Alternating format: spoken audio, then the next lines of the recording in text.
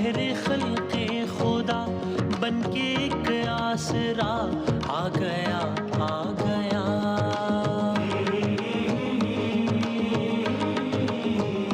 باب رحمت کھلا. خوش آمدید. سیگمنٹ ہمارا صراط مستقیم منافقت آج کا عنوان ہے. آئیے دیکھتے بھی ہیں اور ذرا سب اپنے آپ کو بھی ذرا سیلف اکاؤنٹیبلٹی بھی کریں اور دیکھیں کہ کیا کہیں ہم بھی اس مرض کا شکار تو نہیں ہے. پھر علماء سے گفتگو ہوگی انشاءاللہ.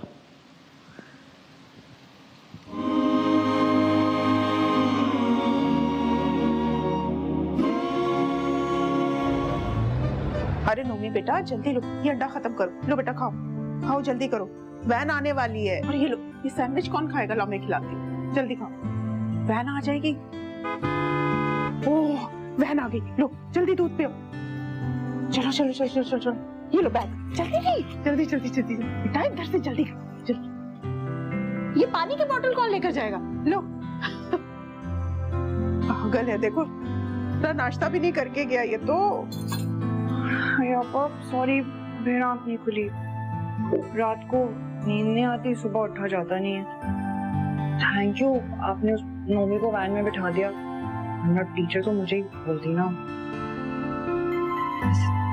آپا تھینک یو, آپ نا نعمت ہے میرے لیے. ایسی باتیں کیوں کر رہی ہو تمہیں پتا ہے نا میں صبح اٹھ جاتی ہوں تو ناشتے کی فکر مت کیا کرو. اور نومی کے فرمائشی پروگرام تو جانتی ہو نا لنچ کے لیے. شکریہ کی کوئی بات نہیں. میری بھی فرمائش پوری کریں گی؟ سمجھ گئی. چیز آملیٹ اور 2 براؤن بریڈ کے سلائس. ابھی لے کر آتی ہوں 5 minute. Thank you I, love you یو آپا.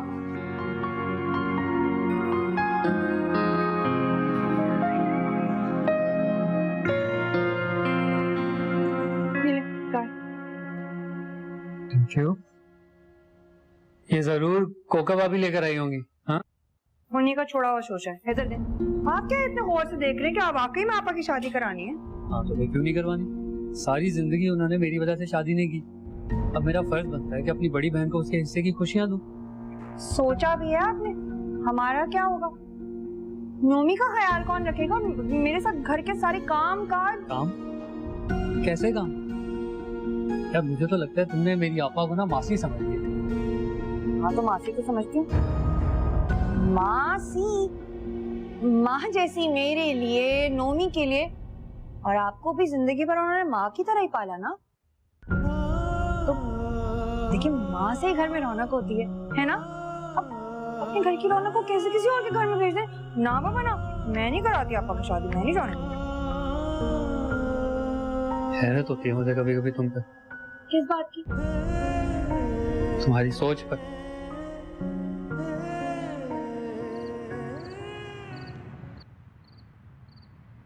کس چیز کی فائلیں ہیں؟ کیا کر رہے ہیں آپ؟ گھر کی ہے, اوپر والے پورشن پہ کنسٹرکشن کروانی ہے نا, تو ڈی سی آفس سے پرمیشن لیٹر بنوانا ہے مجھے. یار آپا کے سائن بھی کروانے ہیں ابھی. آپا کے؟ وہ کیوں؟ گھر جو ان کے نام پر ہے. ارے اماں ابا کی ڈیتھ کے بعد ان کے نام ہو گیا تھا, میں تو تب 10 سال کا تھا سر. حیرت کی بات ہے, مطلب اس گھر کے اکلوتے وارث تو آپ ہی ہیں نا. یہ گھر آپ کے نام ہی نہیں ہے. زندگی موت کا کیا بھروسہ, کل کلا کو اگر کوئی. ارے کروا لوں گا میں اپنے اور آپا کے نام بھی. آپا کے کیوں, صرف اپنے کروائی. وہ کیا کریں گے اس گھر میں حصہ ڈال کے؟ آپ بات کریں اسے, اللہ میاں کی گائے ہیں, مان لیں گے, آپ بات تو کریں. یار مجھے اچھا نہیں لگتا ان سے ایسے بات کرنا. یہ بات آپ مجھ پر چھوڑیں, میں کرتی ہوں بات. ہاں یہ میٹھی چوری والے کام نا تم کر. منافقت کا جواب نہیں ویسے تمہاری. میری بھولی بھالی آپا تمہاری ہر بات پہ خوشی خوشی ہاں بول دیتی.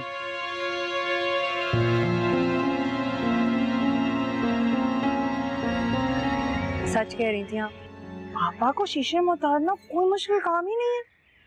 ہاں ارے اگر آپ مجھے یہ مشورہ نہ دیتی تو نبیل کی طرح بھی مجھے خیال ہی نہ آتا کہ آپا کا حصہ بھی ہم اپنے ہی نام لکھوا لیں.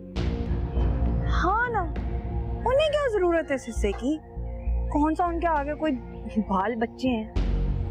ان کا جو بھی ہے ہم ہی ہے نا. ہاں नहीं, आप जैसा कह रही हैं मैं वैसा ही करूंगी। अपनी बस नबील से बात कर। हाँ अच्छा, मैं वो नबील को भी देखूं ना जाके, पता नहीं कहाँ होंगे।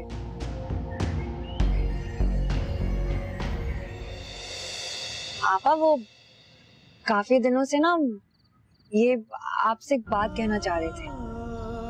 क्या बात है नबील, बोलो। आपा मैं वो आपा प्रॉपर्टी के कागज हैं, दरअसल आपके नाम पर हैं और काम इन्होंने कराने होते हैं, तो ऑफिस घर, अब देखिए ना जिंदगी मौत का क्या भरोसा। तो ये कह रहे थे कि इनके बाद अगर इनके नाम पे चीजें होती तो सब कुछ खुद ही नोमी का हो जाता। अल्लाह ना करे मरे तुम्हारे दुश्मन, मेरी उम्र भी तुमको लग जा भाई। अब देखिए ना आपा, घर जिसके भी नाम पर हो है तो आपका ही, आपके भाई का, आपके भतीजे का, नोनी का। तो मैंने कब मना किया है? अपने नाम करवा ले, मेरा इकलौता भाई है, जो कुछ मेरा है वो उसी का तो है। सच आपा, नबील मैं कहती थी ना, आपा झट से मान जाएंगी। I love you आपा, हीरा है आप। चाय पियोगे तुम दोनों? हाँ जरूर। मैं तो खुशी के मौके पे जरूर पीऊंगी। मैं चाय बना के लाती हूँ।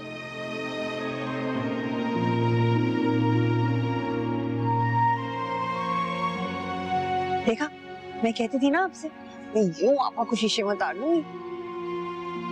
दाद देनी पड़ेगी तुम्हें। हाँ तो ऐसे ही तो नहीं, बरसों से आपा को 2 मीठे बोल बोल कर सारे काम कराते रहे। थैंक यू आपा, आई लव यू। आप में हड्डी। नबील मैंने सोच लिया, ये घर बेच के ना हम ना यूरोप की इमिग्रेशन करवाते हैं, किसी भी ठंडे मुल्क चले जाएं। और आपा वो कहाँ जाएंगी? उनका भी इंतजाम सोच लिया है मैंने। वही कौकब, उसको बोलेंगे भाई कोई भी रंडवा बाल बच्चों वाला पहली फुर्सत में आपा का ठिकाना करवा।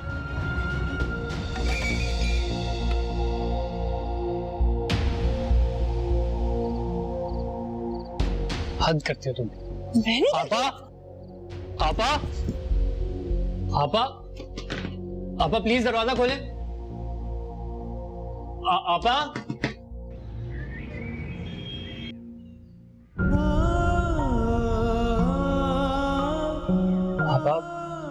आप कहाँ जा रही हैं? आप तो बिल्कुल मेरी माँ जैसी हैं।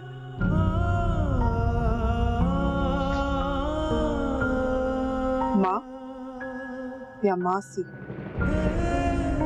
घर छोड़, मुझे तुमसे कोई गिला नहीं, बल्कि मुझे तो किसी से भी कोई गिला नहीं। शायद किसी ने सही कहा है, जर जन जमीन फितना है, रिश्तों में दरारें डाल देता है। तुम्हें ये घर चाहिए था ना, तो रखो ये घर, मैं अपना ठिकाना कहीं और कर लूंगी। तो जाए तो मत आपा, रुक जाएं। मुंह से निकल गया था, मजाक कर रही थी मैं तो। मजाक या मुनाफकत? दुख तो इस बात का है रम कि सारी उम्र जिसको मैं तुम्हारी मोहब्बत समझती रही वो मुनाफकत थी, और शायद ये तुम्हारी फितरत का हिस्सा है। याद रखना इरम, बेलौस रिश्ते मोहब्बतों से बनते हैं, मफाद परस्ती का जहर उनको मार डालता है। लेकिन आपा आप प्लीज ये घर छोड़कर तो मत जाइए, रुक जाएं। तुम शायद ये भूल रहे हो कि तुम्हारी बीवी ने ये घर हासिल करने तक मुझे यहाँ रखा हुआ है। इससे पहले कि ये मुझे किसी रंडवे या बुढ़े के पल्ले बांधे, मुझे अपना ठिकाना खुद कर लेना चाहिए, इज्जत से।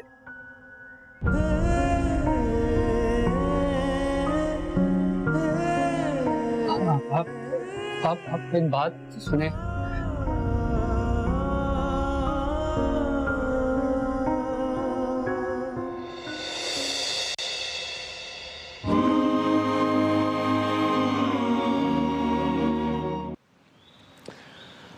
جناب علماء کرام ہمارے ساتھ یہاں تشریف فرمایا، جناب قبلہ مفتی محمد اکمل صاحب اور مولانا رضا داودانی صاحب، بہت شکریہ۔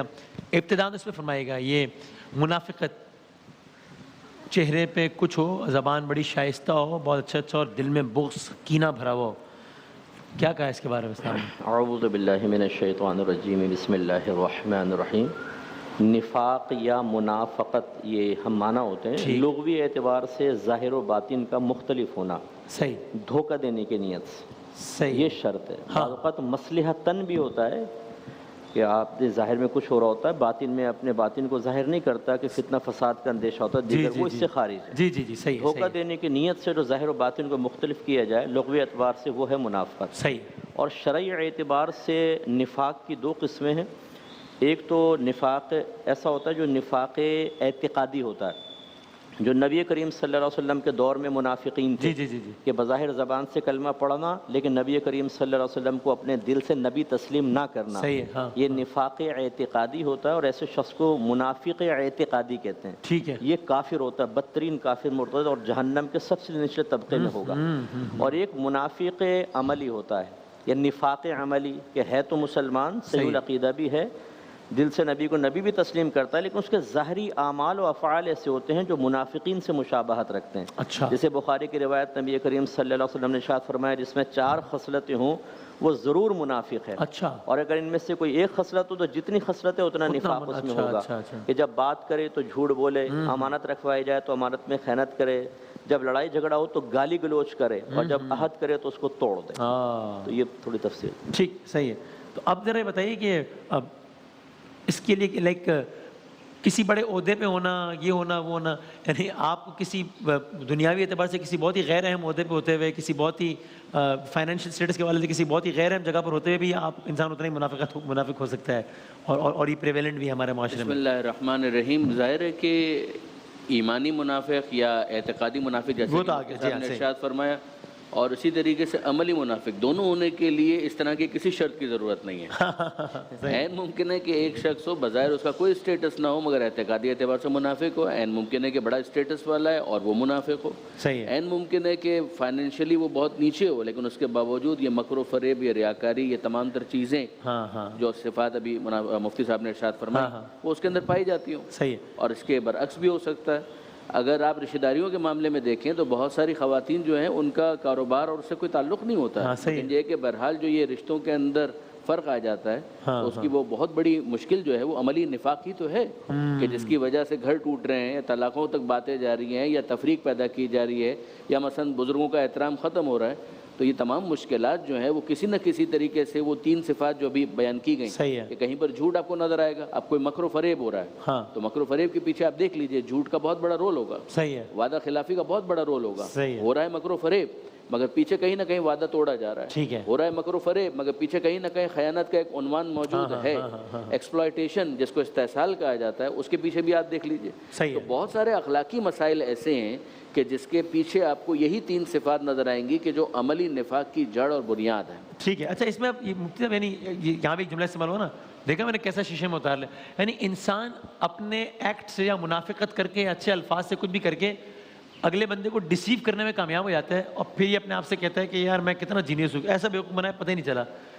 یہ کوئی بہت بڑی یعنی اس بات پہ تمغہ ملنا چاہیے اس کو کہ یار واقعی ایسا بیوقوف بناتا ہے، سامنے والا سمجھتا ہے مجھ سے سنسیئر ہے اور یہ تو اس کا کام اتار دیتا ہے۔ یہ بڑی زبردست بات ہے۔ یہ دیکھیں نفاق کی ایک مصیبت یہی ہوتی ہے کہ منافق اپنے آپ کو سب سے سمجھدار سمجھتا رہتا ہے، حالانکہ بعد اوقات اس کا نفاق ظاہر ہو چکا ہوتا ہے اور سامنے والا اسے گولیاں دے رہا ہوتا ہے۔ جی جی جی جی تو بیٹا بولتا رہے، ہاں سمجھ آ رہی ہے، ہاں سمجھ رہا ہوں کیا کر رہا ہے۔ یہ اسی طرح جیسے حضرت نے مثالیں دی، گھر کے اندر ساس بہو کے ساتھ اور بہو مسکے لگا رہی ہے، یا سسر کے بعد اگر پلاٹ اور وہ ہو نا، ابا جی دوائی کھا لیں مسکے اوپر، ابا کو یہ پتا ہوتا ہے بیٹا یہ پلاٹ کے بدلے میں اس میں ابھی ابا نام کر دیں، پھر دیں گے بابا پانی کو پکارتے ہیں، پانی پانی میدان کربلا قائم ہو جائے گا۔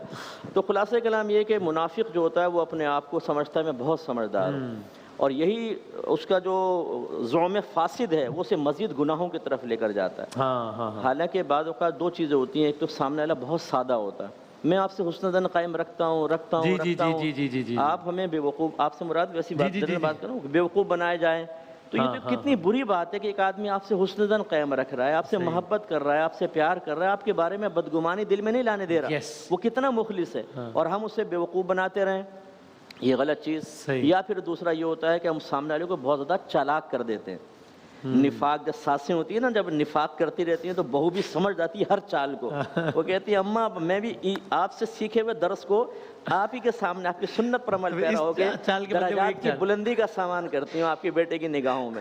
پھر جب وہ پیترے بدل بدل کے حملہ آور ہوتی ہے، پھر ساس کہتی ہے بہت تیز ہو گئی ہیں لڑکیاں ڈرامے دیکھ دیکھ کر۔ ارے ڈرامے دیکھ کر نہیں، آپ نے جو ڈرامے کیے تھے اس کی وجہ سے تیز ہو گئی ہیں۔ بہرحال کوئی ساسیں برا نہ مانے، ہر ایک ایسی ہوتی نہیں ہے، بہت اچھی خواتین بھی ہوتی ہیں، بہویں بہت اچھی ہوتی ہیں، لیکن بہرحال یہ ذہن رکھنا چاہیے کہ جتنا آپ کسی کو بیوقوف بنا رہے ہیں نا، اللہ تبارک و تعالیٰ اس کو آپ سے کہیں زیادہ بہتر جانتا ہے۔ پھر ضروری نہیں ہے کہ ہم اگر نفاق کریں گے تو سامنے والا ضرور نقصان کا شکار ہوگا۔ اگر اللہ تبارک و تعالیٰ کی بارگاہ میں وہ پیارا ہے یا اللہ تعالیٰ کا فیصلہ ازلی اس کے خلاف ہے، اللہ تعالیٰ اس کو غیب سے پروٹیکشن عطا فرمائے گا، تباہی ہماری ہوگی۔ اور ڈاکٹر صاحب یہ جو میں نے اسی سے ایک اور مسئلہ بھی نکلتا ہے، یہ ہم دیکھتے ہیں نا اپنی آنکھوں کے سامنے، گھر پلاٹ زمین پر تو کیسے کیسے جھگڑے نہیں ہو جاتے، اور مطلب ظاہر ہے اب یہاں یہ نام لینا تو کوئی مناسب نہیں اور ویسے بھی نہیں، لیکن بظاہر بڑے نامور لوگ، ہر طرح کے بیک گراؤنڈ والے لوگ، ہم دیکھتے ہیں کہ ادھر آنکھ بند ہوتی ہے، ادھر زمین کے ٹکڑے پہ اولادیں لڑ رہی ہوتی ہیں، عدالتوں میں جا رہی ہوتی ہیں، گھسیٹ رہی ہوتی ہیں ایک دوسرے کو۔ کچھ اس عنوان سے فرمائیے کچھ اس کے حوالے سے۔ تو بہت بڑی ایک غلطی یہ بھی ہے کہ اس چیز کو انٹیسپیٹ کیوں نہیں کیا جاتا، پہلے سے اس بات کا اندازہ کیوں نہیں کیا جاتا کہ آگے کیا ہونے والا ہے۔ یعنی اگر وصیت کرنی ہے تو 1/3 کی وصیت کی اجازت موجود ہے، اس کو مشخص کر دیا جائے کہ یہ وصیت ہے۔ اگر اس کے بعد جتنا حصہ ہے اس کے بعد بلا کر جتنے بھی ورثاء ہیں ان کے بارے میں کہ ان کو بٹھا کر کے دیکھو میرے بعد یہ ساری چیزیں ہیں، اور اس طریقے سے ان تمام تر چیزوں کو تقسیم ہو جانا ہے۔ یہ شریعت کا دیا ہوا فارمولہ ہے، کسی عالم کو ساتھ بٹھا لیں، ایگزیکیوٹر یا وصیت کا نفاذ کرنے کے لیے جس کو وصی بنایا گیا ہے اس کو معین کر دیا جائے، تو یہ ساری مشکلات جو بعد میں شیطان کو وسوسے ڈالنے کا اور اپنا ایک کردار ادا کرنے کا موقع ملتا ہے وہ نہیں ملے گا۔ انسان کو زندگی میں کب یہ کام کر لینا چاہیے؟ ارے وصیت کے بارے میں تو یہاں تک کہا گیا کہ مومن کی علامتوں میں سے یہ ہے کہ اس کا وصیت نامہ اس کے سرحانے موجود ہو، اور اگر کوئی وصیت نہیں کرتا تو اس کی موت جاہلیت کی موت بھی ایک روایت کے اندر بیان کیا گیا ہے۔ یعنی وصیت کو امپورٹنٹ لیا جائے تو بہت سارے مسائل جو بعد میں نفاق کا شکار ہو جاتے ہیں، نفاق کے عملی کا، اس سے نجات حاصل کی جا سکتی ہے اپنی زندگی ہی کے اندر۔ سب کو آن بورڈ لے لیں، کانفیڈنس میں لے لیجئے تاکہ بعد کا یہ مشکل مرحلہ جو ہے وہ آسانی سے طے ہو سکے۔ پھر وہ لیکن یہ ہوتا ہے نا، کہتے ہیں اب اس کے گھر اگر بچوں کے نام کر دیا اپنی زندگی میں تو پھر یہی بچے کل کو پلٹ کے گھر سے نکال دیں گے۔ دیکھیں لوگ ہم سے آپ بتائیں لوگ ہم سے وراثت کے بارے اس طرح کے مسائل معلوم کرتے ہیں نا، ہم ایک مشورہ یہ دیتے ہیں اگر آپ کو زندگی میں تقسیم کرنا بھی ہو اپنا ایک حصہ ضرور علیحدہ رکھیے گا۔ اچھا اگر آپ ٹوٹل دے دیں گے نا تو بڑا پرابلم کریٹ ہو جائے گا۔ اچھا وصیت کے بارے میں جو فقہ حنفی میں مسئلہ وہ یہ ہے کہ یہ وصیت کی جو سختی اور تنبیہ تھی یہ وراثت کے حکم سے پہلے تھی۔ جب وراثت کے احکام نازل ہو گئے تو اب وصیت لکھنا درجۂ استحباب میں ہو گیا، یعنی لکھیں تو اچھا ہے، نہیں لکھیں تو کوئی گناہ نہیں ہے۔ لیکن جیسے حضرت نے فرمایا ہم بھی یہی مشورہ دیتے ہیں کہ آپ اس پہ ایک فتویٰ لے لینا کہ میری والدہ والد زندہ ہیں، بیوی ہیں، اتنے بچے ہیں، اگر میں ابھی مر جاتا ہوں تو کس کو کتنا ملے گا۔ اچھا فرض کر لیں کہ آپ کی زندگی میں والدہ فوت ہو گئی، نیا فتویٰ لے لیں کہ اب ان میں سے ایک وارث چلا گیا اب کیا ہوگا، وہ لے کر رکھ لیں اور بچوں کو بتا دیں بیٹا اس کے مطابق تقسیم ہوگا۔ اصل میں بر وقت صحیح مشورہ دینے والا یا صحیح فتویٰ دینے والا بھی نہیں ملتا ہے، ایک کسی کے پاس پہنچ جاتا ہے، دوسرا کسی کے پاس پہنچ جاتا ہے، پھر آ کے وہ اپنے اپنے پرچے دکھاتے ہیں، اور ایک تو کوئی مسجد کے خادم صاحب کے پاس پہنچ جاتا ہے داڑھی والا دیکھ کے، وہ خادم صاحب اپنا حصہ نکال کر پھر جو فتویٰ جاری کرتے ہیں اس میں پھڈے ہوتے رہتے ہیں۔ تو یعنی اس کا بھی بہترین ہے کہ چونکہ ہر کوئی اپنے اپنے طور پہ نہ جائے، اس لیے جو بزرگ ہیں وہی اگر اپنی زندگی میں سارا معاملہ کر دیں تو اب ہم اس کو کسی سیگمنٹ میں کوشش کریں گے یا بے شک صبح کے سیگمنٹ میں کہ اس کی جو فقہی ڈیٹیلز ہیں کہ فقہ جعفریہ کے مطابق کیا ہے، حناف کے مطابق کیا ہے، وہ ذرا سرسری بات کر لیں گے، اور باقی تو ظاہر ہے پوری ڈیٹیلز تو کیس ٹو کیس ویری کرے گی، وہ آپ علماء سے معلوم کر لیں، لیکن ایک اصولی ایک بات آ گئی کہ آپ دونوں سمجھتے ہیں کہ اس معاملے کو اتنا دکھ کر دیا جائے اتنا بہتر ہے۔ اگر آپ اجازت دیں تو مثلا کہیں پر کسی رشتے کے اندر یہ احساس ہو جائے نا کہ اب تک ہم نے عملی نفاق کا مظاہرہ کر دیا ہے اور اب دکھ بھی ہو رہا ہے، آنسو بھی آنکھوں سے بہہ رہے ہیں کہ یہ تو بہت غلط ہو گیا، تو پھر اس کو کریکٹ کرنے کی طرف جائیے۔ مثلا اس خاکے کے اندر آپ دیکھیں کہ آخر میں کیا ہے، پیر پڑ جائیے، مسئلے کو حل کریں نا۔ معافی مانگیے, سب کچھ کریں, اور کسی طریقے سے اس کو آپ کریکشن کی طرف لے کر جائیں. ورنہ بہت سارے مسائل انسان دل میں شرمندگی کے احساس کے ساتھ دنیا سے چلا جاتا ہے, کریکشن کی طرف نہیں جاتا, کیونکہ معاملہ حق الناس کا ہے نا. اگر کسی کا دل توڑا تھا, خود غلطی کا احساس ہو گیا, تو اب ہاتھ جوڑ لیں, معافی مانگیں اور خدا سے بھی سوری کہنے کے لیے انسان کا بڑا بہادر اور جرأت مند ہونا ضروری ہے نا. واقعاً بالکل, اگر یہ سوری کہنا انسان سیکھ لے اور واقعاً دل سے سوری کہے, عملی طور پر بھی کریکشن کر لے, اس سے بڑی پستی کی نہیں, بہادری کی علامت ہے, یہ عظمت کی نشانی ہے. بالکل. اور جاتے جاتے مطلب مجھے ایسا لگتا ہے, یعنی اس ڈائریکٹلی اسٹوری سے ریلیٹڈ نہیں, لیکن اس میں نا کہ وہ خاتون ہے جو کہ بیوہ ہو گئی, ایسا لگ رہا تھا, یا شادی نہیں ہوئی ان کی. اس میں تو خیر وہ تو ان کی شادی کروانے کی بات کر رہی تھی, الگ اینگل سے بات کر رہی تھی, کسی بڈھے کے سر پہ مارو اور جان چھوٹے مارے, میں اس اینگل سے نہیں کہہ رہا. لیکن ویسے پوچھنا مجھے تھا کہ کیا ہمارے معاشرے میں تھوڑا سا اس کلچر کو پروموٹ نہیں کرنا چاہیے کہ اگر کسی کوئی شخص 50 سال کا ہے, 55 سال کا ہے, اس کی بیوی کی یا اس کے شوہر کا انتقال ہو گیا ہے, اور اگر واقعی اس کو ضرورت ہے زندگی میں کسی بھی حوالے سے, تو بچے وغیرہ اس کو معیوب نہ سمجھیں, بلکہ ان کا سپورٹ کریں کہ ہاں آپ کیجیے آپ شادی. میں سے بہت سارے لوگوں کو جانتا ہوں جو کہ عمر کے اس حصے میں اکیلے ہو گئے ہیں, لائف پارٹنر کو چھوڑ دیا ہے, شادی کرنا چاہتے ہیں, اس لیے نہیں کرتے کہ بچے کیا بولیں گے کہ بڈھے کا دماغ خراب ہو گیا ہے, کیا کر, وہ کہتے ہیں باقاعدہ اس طرح. جی ہاں, دونوں جہتیں ہیں. اولاً تو یہی ہے جو آپ فرما رہے ہو, یہ آئیڈیل سچویشن ہے, اور ہمارا مذہب یہ چاہتا ہے صحیح کہ انسان جائز طریقے سے اپنے نفسانی تقاضوں کو پورا کرے. نہیں ہوں گے تو وہ حرام کی طرف بڑھے گا, یا کم از کم اس کا ذہن خراب ہوگا. صحیح, ٹھیک ہے نا. تو اس لیے یہ تانا زنی کرنا کہ اگر بیوہ تھوڑی سی لپسٹک لگا لے یا سبزی والے کے پاس مسکرائی تو اس کے کردار پہ فوراً شک, بھائی دیکھا نا شوہر تلاش کرنا شروع کر دی, اس کا تو چکر ہے فلاں کے ساتھ, لا حول ولا قوت, ایسا نہیں کرنا چاہیے. اچھا, دوسرا پہلو کیا ہے, بعض لوگ جب اس طرح کی لائف ہوتی ہے وہ بڑے انڈیپینڈنٹ اپنے آپ کو محسوس کرتے ہیں, خصوصاً خواتین. اگر ایک 4 بچوں کے باپ سے اس کی شادی کر دی جائے, اب وہ باپ کو سنبھالے کہ 4 پہلوانوں کو سنبھالے. وہ آج بچہ ابا کو شکایت کر رہا, امی نے مار دیا, یہ کر دیا. ایسے ہم نے, میرے پاس کتنے کیسز آئے ہیں کہ وہ لڑکیاں یہ کہتی ہیں کہ ہم تو کنوارے پن میں بہتر تھے, یہاں آ کر پھنس گئے, کیونکہ پھر وہ ایڈجسٹمنٹ بہت مشکل ہوتی ہے. دونوں چیزیں دیکھنے چاہیے, اس کے حساب سے فیصلہ کرنا. آخری اس میں آپ بھی کامنٹ. بالکل میں تائید کروں گا, جیسے تفصیل مفتی صاحب نے ارشاد فرمائی, سیکنڈ کروں گا. بالکل یہی معاملہ ہے. انکحوا الایاما جو مرکزی آیت ہے نا نکاح کے باب میں, انکحوا الایاما منکم والصالحین من عبادکم و امائکم, اس سے آپ اسپرٹ دیکھ لیجئے. ایاما کا جو لفظ ہے اس کے اندر بہت وسعت ہے, یہ صرف کنوارے افراد کے لیے نہیں ہے.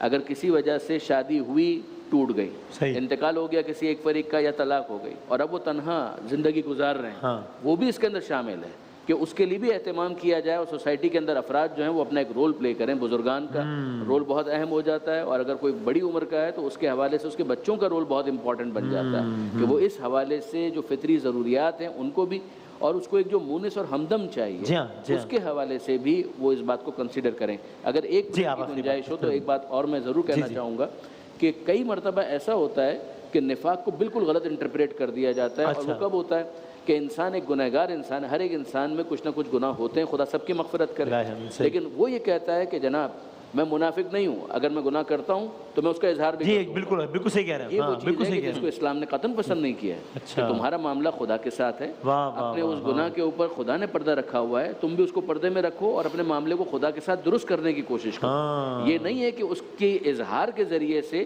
لوگوں کے درمیان اپنی بغاوت کا اعلان کرو. جب معاملہ خدا اور بندے کے درمیان ہے تو اس پر پردہ رکھنا, دوسروں کو بھی یہی کہا گیا غیبت کیوں حرام ہے, اسی وجہ سے کہ اس کے اوپر جب خداوند متعال نے پردہ رکھا ہوا ہے, تم بھی پردہ رکھو, اور اس کو دوسروں کے سامنے آشکار مت کرو. باقاعدہ فتوے کے الفاظ مجھے یاد آ رہے ہیں آغا سیستانی کے, لا یجوز اظہار المعصیت امام الاخرین, جائز ہی نہیں ہے کہ انسان جو اپنی ذاتی معصیت ہوتی ہے اس کا پرچار کرے دوسروں کے سامنے اور سمجھے کہ اس نے بہت بڑا چیز مارا. تو یعنی اس پہ یہ کہنا کہ جناب ہاں میں تو کرتا ہوں, میں منافق نہیں ہوں, تو یہ کوئی یہ جرأت کا اظہار ہے. یہ بہت بہت شکریہ علماء کرام کا, بہت شکریہ. ایک وقفے کے بعد دوبارہ حاضر ہوتے ہیں انشاءاللہ.